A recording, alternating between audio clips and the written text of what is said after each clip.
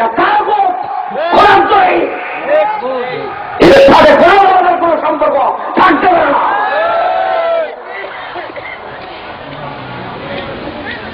Mic দেওয়া হয়, অনুমতি দেওয়া হয় না কোরআনের মাহফিলে। আর সরকার কেন্দ্র থেকে মাইক বিভাগ থেকে বের হয়ে ওই মাহফিলে গেছিলাম, বিভাগ তারপরে সভাপতি ফোন করলেন, বিএনপির নেতা তো ফোন করে বললেন, ভাই এখানে জনগণ শৃঙ্খলা হয়ে গিয়েছে, আপনি অনুমতি না দিলে শৃঙ্খলা হবে। তারপরে কোনো মতে সম্ভব আর একটা হরেন ব্যবহারের অনুমতি দেওয়া হয়েছে। আল্লাহ হেদায়েত করুন, জনগণ আমিন। আল্লাহ যারা এই দুনিয়ায় এসেছেন শুধু আল্লাহর কোরআনের দাওয়াত দিয়েছেন, আমি আবুদুল্লাহ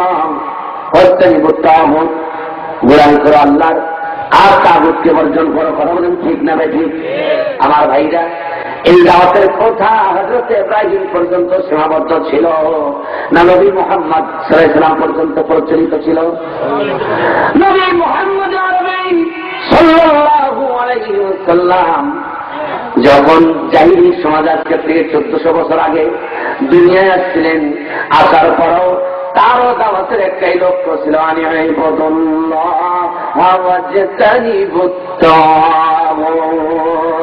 গোলামি করো, দাসত্ব করে আল্লাহ রাব্বুল আলামিনের, আর তাগুতকে বর্জন করো।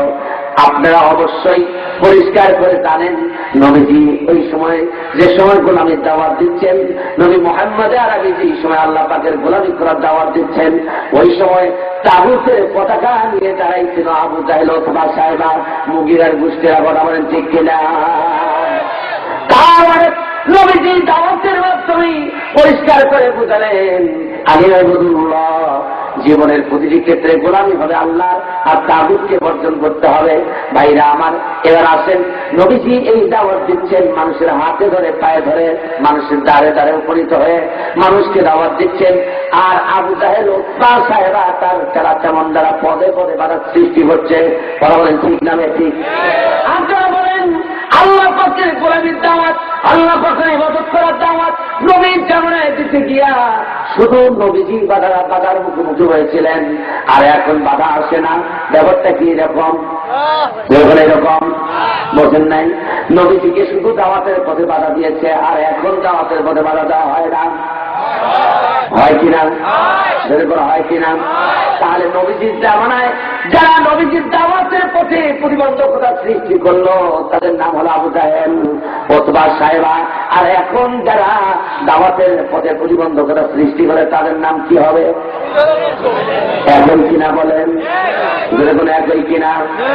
নবীজির সাথে যদি আবু জাহেলের কোন সম্পর্ক না থাকে, এই জামানায় নবীজির রেখে দেওয়া দাওয়াতি মিশন পরিচালনা করতে গিয়ে যারা ওই আবু জেহেলের ভূমিকায় নামবে তাদের সাথেও ওই নবীজির উত্তর সূরিদের কোন সম্পর্ক থাকতে পারে?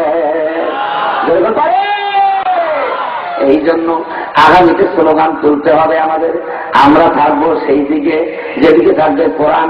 কোরআন আছে যেখানে আমরাও আছি, আমরা আছি যেখানে কোরআন থাকবে। কোরআন নাই সেখানে আমরাও নাই।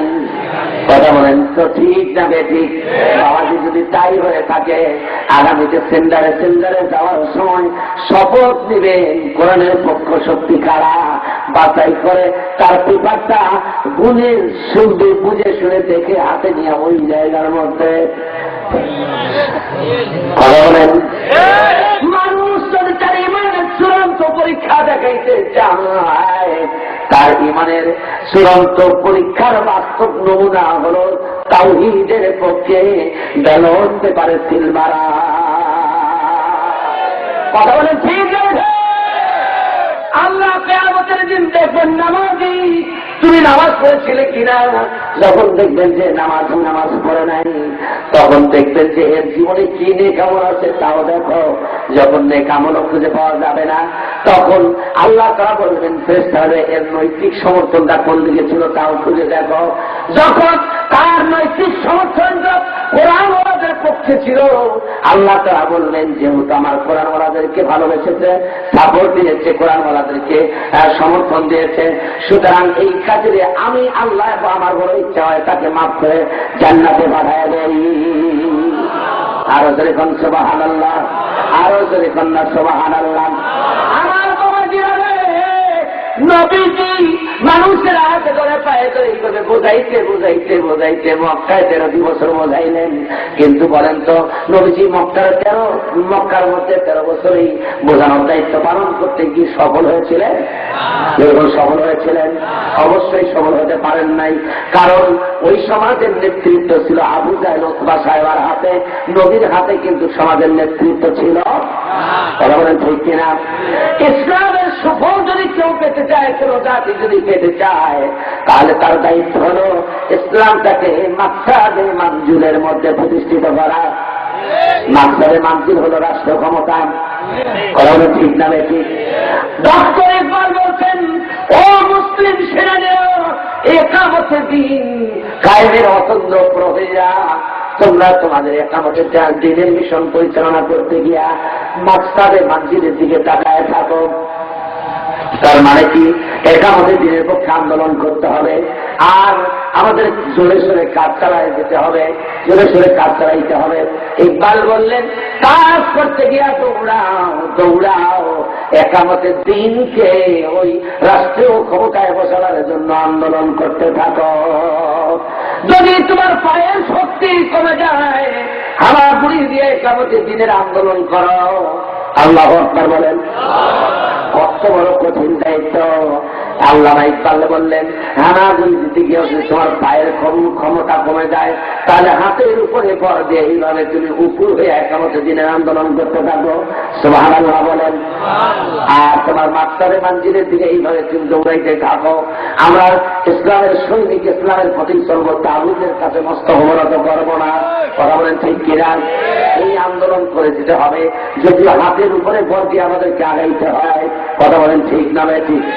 একবার বললেন, তোমার চলতে চলতে যদি শরীরের ক্ষমতাও শেষ হয়ে যায়, ক্ষমতা যদি তোমার শরীরে না থাকে রে আল্লাহর বান্দা, এর আল্লামা ডক্টর ইকবাল বললেন, তুমি এক নূরের লেখ্য দৃষ্টিতে ওই মাকসাদে মানজিলের দিকে তাকায় থাকো, যতক্ষণ পর্যন্ত মৃত্যু এসে তোমার চোখের পাতানা বন্ধ করে দিয়েছে, ততক্ষণ পর্যন্ত মাকসাদে মানজিল তথা একামতের দিনের আন্দোলনের প্রতি সমর্থন দিতেই থাকো।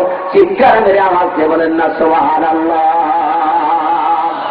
আমার ভাইরা, কত বড় গুরুত্বপূর্ণ দায়িত্ব দিন কায়েমের আন্দোলন করা। দিনটা যদি প্রতিষ্ঠিত থাকে, তাহলে সব কিছু ইসলামের বিধির সীমার মধ্যে এনে সুফল ভোগ করা যাবে।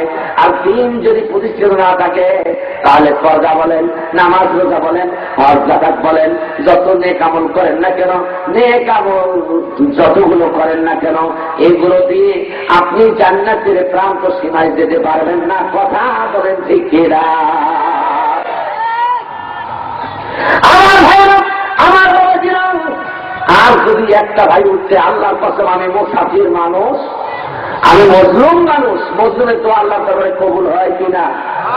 আল্লাহ সেই লোকটা কোরআন না শুনে এখান থেকে উঠে যাবে, আল্লাহ রাস্তার মধ্যে ওরে 2-4টা টাকায় দিয়ে ধরে সাইজ করে ফেলাইয়া দিবে। আল্লাহর গজব নাই। আমার বাবাজিরা, আল্লাহর নবী 13 বছর মক্কায় দাওয়াত দিলেন, আমি আল্লাহর দাসত্ব করতে হবে, আল্লাহর গোলামি করতে হবে, কিন্তু সফলতা পাইলেন না। কথা বলেন ঠিক না বেঠিক? আল্লাহ তাআলা ইশারা দিলেন, দোস্ত, এখানে 13 বছরে যখন সফলতা হলো না, তখন তোমার জন্য একটা উর্বর জায়গা আমি তৈরি করেছি, ওই উর্বর জায়গার দিকে তুমি এবার হিজরত করো। জোরে কন্যা সুবহানাল্লাহ। আল্লাহ বললেন, ইন্নাল্লাযীনা আমানু ওয়াল্লাযীনা হাজারু ওয়াজাহাদু ফী সাবিলিল্লাহ উলাইকা ইয়ারজুনা রাহমাতাল্লাহ। চিৎকার মেরে বলেন না সুবহানাল্লাহ। আল্লাহ তাআলা বললেন, আল্লাহ তাআলা তার নবীর মুখে বললেন, নিশ্চয়ই যারা ঈমান এনেছে, হিজরত করেছে, জিহাদ করেছে আল্লাহর রাস্তায়, আল্লাহ দ্বীন কায়েমের জন্য, একমাত্র এই লোকগুলোই আল্লাহ পাকের রহমত পাইবার যোগ্য। চিৎকার মেরে বলেন না সুবহানাল্লাহ। ও বাবা, হজ করেছেন, হাজী হয়েছেন, নামাজ পড়েছেন, নামাজি হয়েছেন, কিন্তু একামতের দিনের আন্দোলন করতে গিয়া